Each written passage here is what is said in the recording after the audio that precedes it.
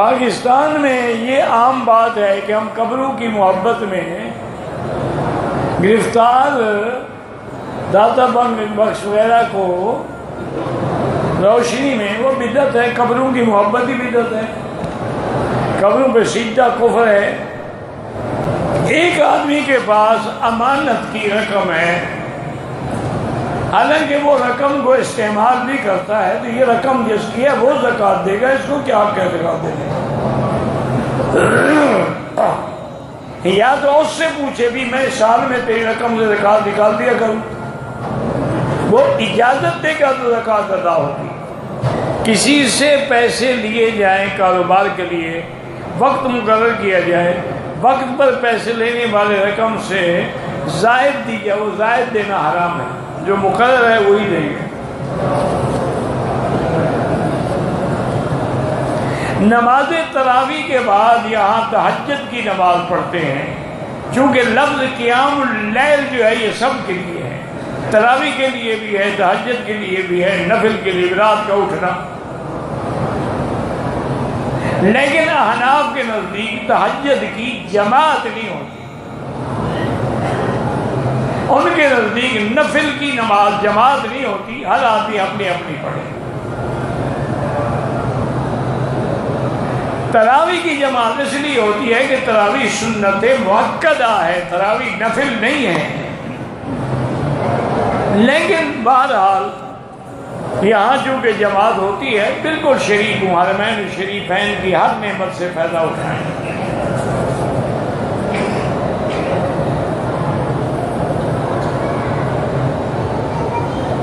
کہتے ہیں جی کہ جمعہ کے خطبے میں شام، فلسطین، یمن کے ساتھ پاکستان اور کشمیر کے لیے بھی دعا کرائیں، یہ آپ کے سفیروں کا کام ہے کہ وہ جا کے حرم سے لے لیں۔ میں نے کچھ رقم بینک میں رکھی ہے، اس کے عوض جو فالتو رقم ملی ہے بغیر ثواب کی نیت کے غریب آدمی کو دینی ٹھیک ہے، کیونکہ ثواب تو حلال پہ ہوتا ہے نا، وہ رقم تو حرام ہے۔ پاکستان میں 30 روزے ہوئے ہیں، یہاں پر 29 روزے ہوئے ہیں، اگر آپ وہاں سے روزے میں چلے ہیں تو روزہ پورا کرنا پڑے گا۔ یہاں کہ سنا ہے کہ سینما بن رہے ہیں، اب تو ہر آدمی کے ہاتھ میں سینما ہے، بن کیا رہے ہیں؟ آپ کے ہاتھ میں جو موبائل ہے یہ سینما سے کم ہے، جو لیپ ٹاپ ہے وہ سینما سے کم ہے، اب بنے گا کیا؟ سب کی جیب میں ہے۔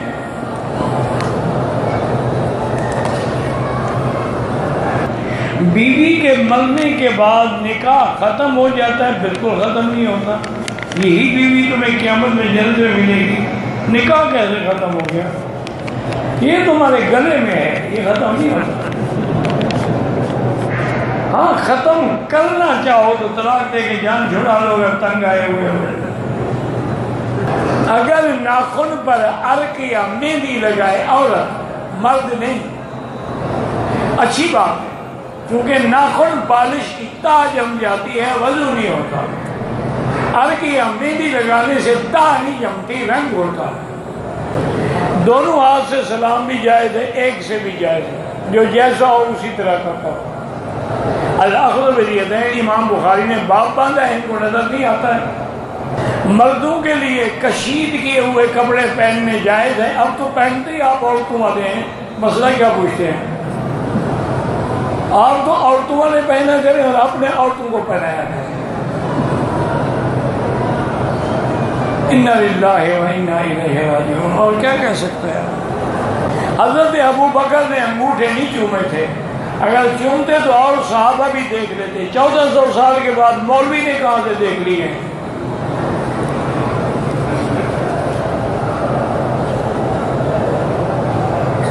وضو ٹوٹنے کا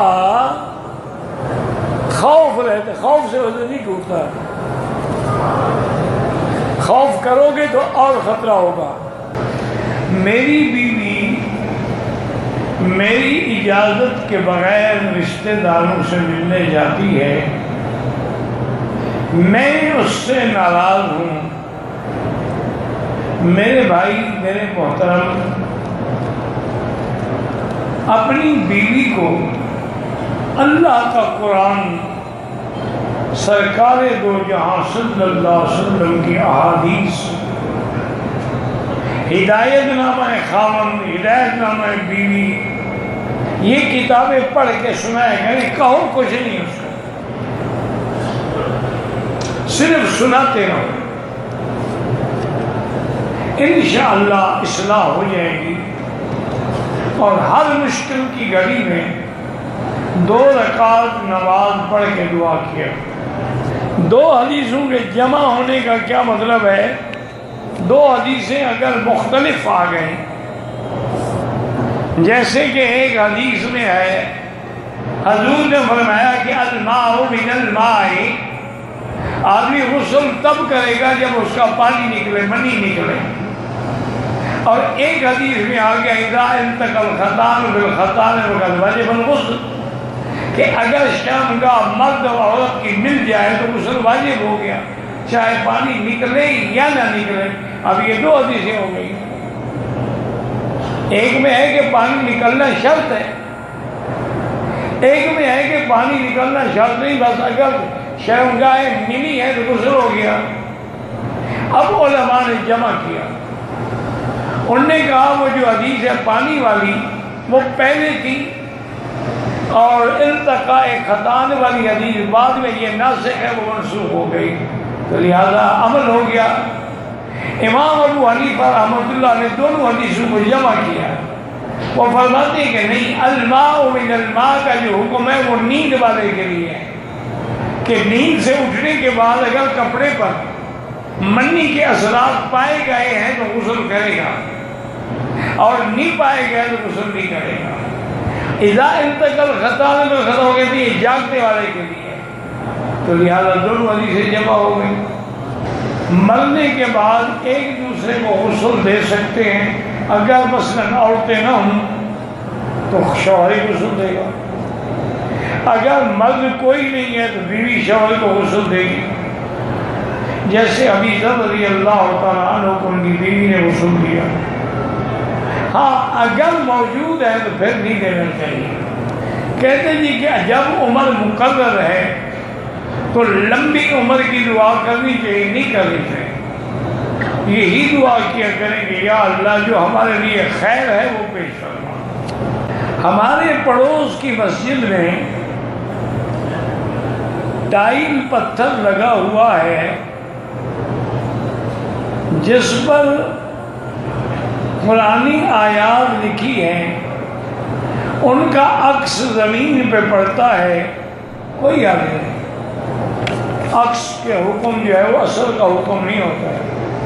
اللہ کی خوشنودی حاصل کرنے کے لیے تہجد میں پڑھنے کا کوئی خاص وظیفہ، تہجد خود خاص وظیفہ ہے۔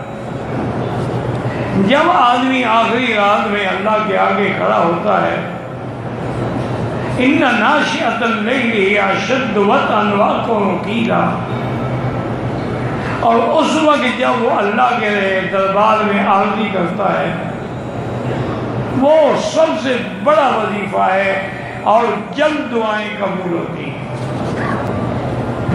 اگر زکوٰۃ کی رقم سے کھانے پینے کی چیزیں خرید، مثلا آٹا ہے، گندم ہے، وہ غریبوں کو خرید کے دے دینا جائز ہے۔ میں اپنے بھائیوں رشتہ داروں سے اس لیے دور رہتا ہوں کہ وہ لڑائی جھگڑا کرتے ہیں، جان بوجھ کر فساد کرتے ہیں۔ بہرحال آپ ان کو سلام بھی کیا کریں، ان کے لیے دعا بھی کیا کریں، اور اللہ سے بھی دعا کیا کریں کہ اللہم الف بین قلوبنا واصلح ذات بیننا واہدنا سبل السلام۔ مجھے نزلے کی شکل میں پانی بہت ناک سے بہتا ہے، میں اگر سر کی پگڑی کا ایک کپڑا کچھ حصہ کندھے پہ رکھ لیتا ہوں تاکہ پانی صاف کرتا رہوں، کوئی حالت نہیں۔ اگر احرام کی حالت میں بھی ایسا ہوتا بھی ناک صاف کر سکتے ہیں۔ ماں باپ اگر کوئی کام کہے تو پہلے نماز جماعت کے ساتھ ادا کریں، اگر آپ کو دوسری جماعت ملنے کا یقین ہے تو ماں باپ کی بات مان لیں، اگر نہیں ہے تو یہ اللہ کا فرض ہے، ان سے کہہ دیں کہ میں ابھی نماز پڑھ کے حاضر ہوتا ہوں۔